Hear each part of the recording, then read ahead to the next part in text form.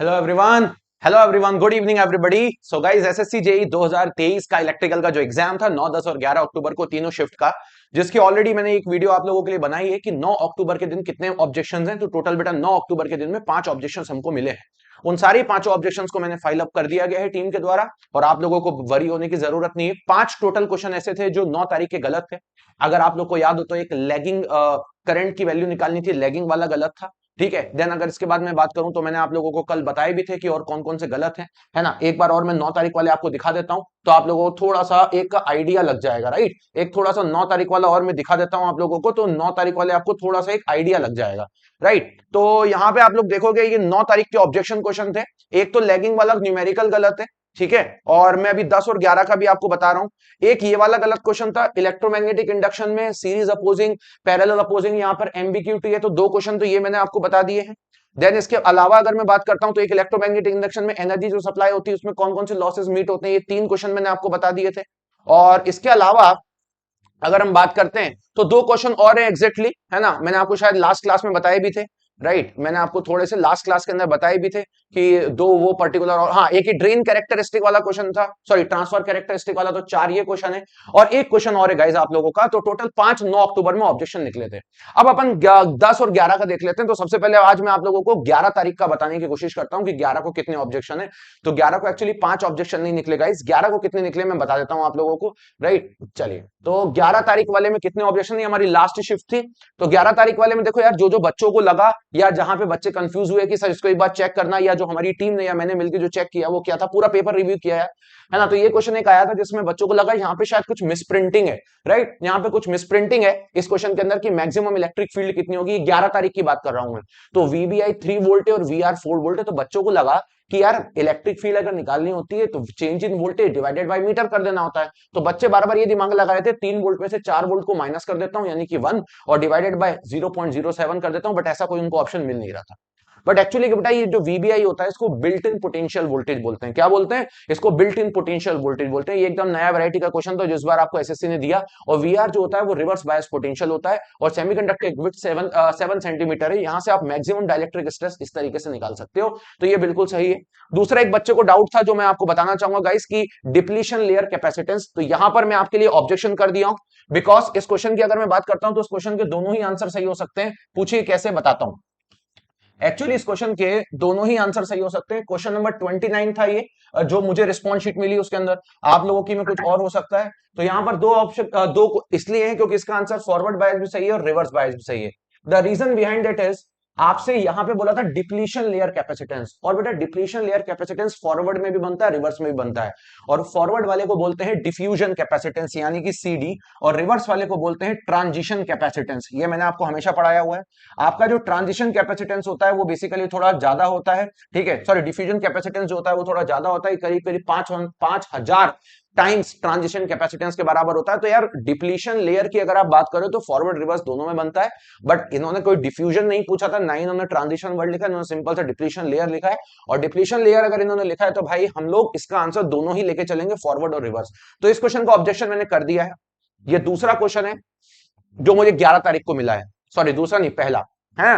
पहला क्वेश्चन ये 11 तारीख को जो मिला है वो ये वाला है। दूसरा अगर 11 तारीख को मिलने वाला क्वेश्चन है तो एक बच्चे ने मुझे ये भेजा था, तो इसका आंसर 1039 ही आ रहा है यार। ये मैंने आपके सामने यहाँ पे सोल्यूशन भी कर दिया, तो मुझे 1039 ही मिला था, तो मुझे इसमें ऐसा कोई दिक्कत नहीं मिली है। देन अगर मैं बात करता हूं तो एक ये वाला ऑल डे एफिशिएंसी वाला था, बच्चों को ये डाउट था, तो मैं बताऊंगा कि दोनों 2 और 3 यहाँ पे भी सही है, तो इसमें भी ऐसा कोई दिक्कत नहीं है, ठीक है। इसका सोल्यूशन भी मैंने आपको दे दिया है, ठीक है। और इसके बाद अगर मैं बात करता हूं तो एक क्वेश्चन बच्चों को ये वाला लगा था, एक्टिव पावर ऑफ डीएफआईजी, क्योंकि बच्चे कुछ ज्यादा जानते नहीं है डबली फेड इंडक्शन जनरेटर के बारे में। तो ये क्वेश्चन का भी आंसर यहाँ पे बिल्कुल सही है। तो यहाँ पे भी मुझे नहीं लगता है कि किसी तरीके की कोई दिक्कत नहीं है। बट हाँ, एक क्वेश्चन और मुझे मिला है विंड टरबाइन का, जो मुझे लगता है आप में से शायद कोई बच्चा करके नहीं आया होगा, ठीक है। तो मैं आपको बताना चाहूंगा कि बेटा ये क्वेश्चन यहाँ पर एसएससी के द्वारा गलत दिया हुआ है। रीजन बिहाइंड इट इज, आपसे बोला था एक विंड टरबाइन है जिसमें रोटर का डायमीटर 60 मीटर है, जिसको इंस्टॉल किया जाता है, एवरेज विंड की स्पीड 4 मीटर पर सेकंड है। उसके बाद ये बोलते हैं विंड पावर डेंसिटी निकालो वॉट पर स्क्वायर मीटर में। पहले तो इन्होंने गलती करी, पूछा था वॉट पर स्क्वायर मीटर, लेकिन ऑप्शन यहाँ किलोवाट पर मीटर स्क्वायर है। दूसरा इन लोगों ने बोला है एयर डेंसिटी 1.5 केजी पर मीटर क्यूब है। अब मैं आपको बताता हूं इसका फॉर्मूला क्या होता है। काय का?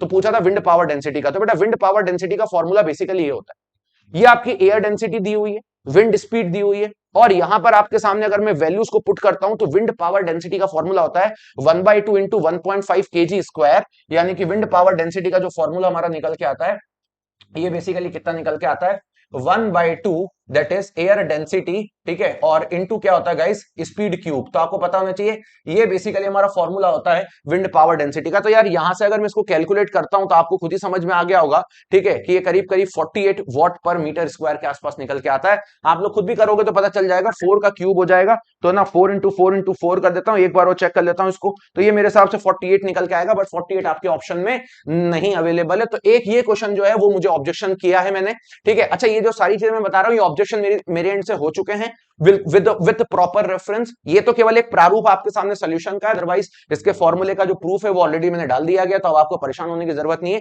तो 11 तारीख में एक क्वेश्चन मुझे ये दिखा, देन 11 तारीख में एक ही क्वेश्चन मुझे दिखा डिप्लीशन लेयर वाला जो मैंने आपको बता दिया है। ये दो क्वेश्चन भाई 11 तारीख में लगे हैं, ठीक है। तो 11 तारीख की शिफ्ट में केवल दो ही क्वेश्चन ऑब्जेक्टेड मुझे मिले और कोई सा मुझे ऑब्जेक्टेड नहीं मिला है। क्लियर, एक ये, हाँ एक कैपेसिटेंस वाला और एक ये, तो ये हो गया 11 तारीख में।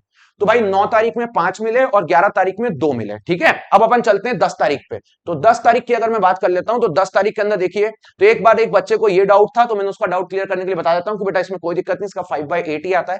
देन 10 तारीख वाले में एक बच्चे को डाउट था एनर्जी वाले में, तो मैं बता देता हूं कि नहीं भाई इसका आंसर भी आपका बढ़िया तरीके से यही आता है, निकल के 8 एम्पियर ही आता है। एक question shaded pole induction motor में बच्चों को डाउट था कि मेन कोर फ्लक्स क्या करता है, तो मेन कोर फ्लक्स बेटा हमेशा अपोज्ड ही करता है और बेसिकली डेवलप किया जाता है in the ring by circulating, तो ये भी बिल्कुल सही है, कोई दिक्कत नहीं है। सोडियम वेपर लैंप ये भी सही है, इसमें भी कोई दिक्कत नहीं है। अच्छा, ये क्वेश्चन में एक बच्चे को डाउट हो रहा था कि सर ये बेसिकली जो फिगर है ये कौन सी ट्रांसमिशन लाइन का है, तो आप बता देता हूं बेटा, यहाँ पे सेंडिंग एंड वोल्टेज है, रिसीविंग एंड वोल्टेज है, ये बेसिकली IR ड्रॉप होता है जो वोल्टेज के पास है, और ये IXL है जो कि बेसिकली इंडक्टर के पास है। तो ये अपने आप में एक शॉर्ट ट्रांसमिशन लाइन ही है, और अगर अपने आप में शॉर्ट ट्रांसमिशन लाइन है तो बाय डिफॉल्टेड इसका आंसर 10 kV ही होगा, क्योंकि शॉर्ट ट्रांसमिशन लाइन जो होती है वो बेसिकली क्या होती है आपकी 20 kV से कम की होती है। बट 10 तारीख में मुझे एक ऑब्जेक्शन मिला है, कौन सा वाला मैं आपको बता देता हूं। एक क्वेश्चन है 10th तारीख की शिफ्ट के अंदर, सिर्फ एक ही क्वेश्चन है 10th की शिफ्ट के अंदर, तो मैं आपको बताऊंगा 10th की शिफ्ट में एक ही क्वेश्चन है, ओनली वन क्वेश्चन, और वो वन क्वेश्चन कौन सा। अच्छा, मैं बात टेक्निकल की कर रहा हूं, नॉन टेक की बिल्कुल भी बात नहीं कर रहा हूं, राइट गाइस, मैंने सारी बातें इलेक्ट्रिकल की करी है। वो एक क्वेश्चन है आपका इक्विवेलेंट इंडक्टेंस का, तो उसका आंसर जो उन्होंने बोला है कि भाई दो इंडक्टर को जब मैं सीरीज में कनेक्ट करूंगा तो टोटल इंडक्टेंस क्या होगा, तो यार टोटल इंडक्टेंस ना L1 + L2 + 2M भी हो सकता है और L1 + L2 - 2M भी हो सकता है। ये डिपेंड करेंगे दोनों कॉइल्स आपकी एडिटिवली कनेक्टेड है या म्यूचुअली एडिटिव है या म्यूचुअली अपोजिट है, तो ऐसा कुछ मेंशन नहीं है, इसलिए दोनों आंसर सही है। तो ये क्वेश्चन एक जो है वो मेरे एंड से ऑब्जेक्शन हो चुका है।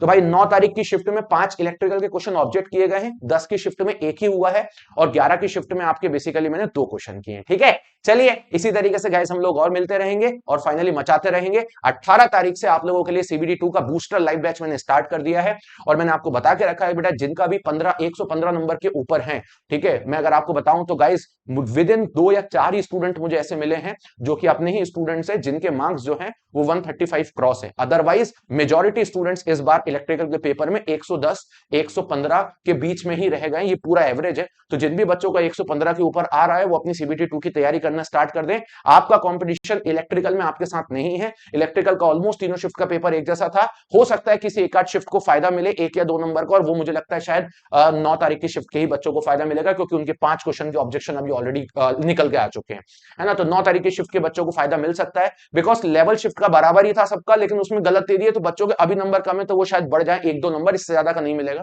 देन अगर मैं बात करता हूं कि आपका कंपटीशन किसके साथ है, तो आपका कंपटीशन मैकेनिकल के साथ है। तो रॉ मार्क्स अगर आपके 115 के ऊपर है तो आप CBT 2 की तैयारी करना चालू कर दीजिए, क्योंकि आपके मेन नॉर्मलाइज मार्क्स डेफिनेटली तीनों ही शिफ्ट के बढ़ने वाले हैं, क्योंकि मैकेनिकल के स्टूडेंट्स के नंबर अच्छे आ रहे हैं 125 135 139। बट अगर मैं इलेक्ट्रिकल साइड की बात करूंगा तो इलेक्ट्रिकल के इतने स्टूडेंट्स नहीं है जिनके नंबर इस तरीके के आ रहे हैं, बहुत ही कम बच्चे हैं और सिलेक्ट काफी सारे होने हैं, आपको भी पता है CBT 2 के लिए, ठीक है। चलिए तो इसी तरीके से मिलते रहते हैं। 18 तारीख से गाइज मैं CBT 2 का बैच स्टार्ट कर रहा हूं, और गाइज 1 नवंबर से आपके लिए इलेक्ट्रिकल का JEE का फाउंडेशन बैच स्टार्ट होने वाला है, which is completely taught in English and Hindi both. So thank you very much. Bye bye. Take care and love you everybody, guys.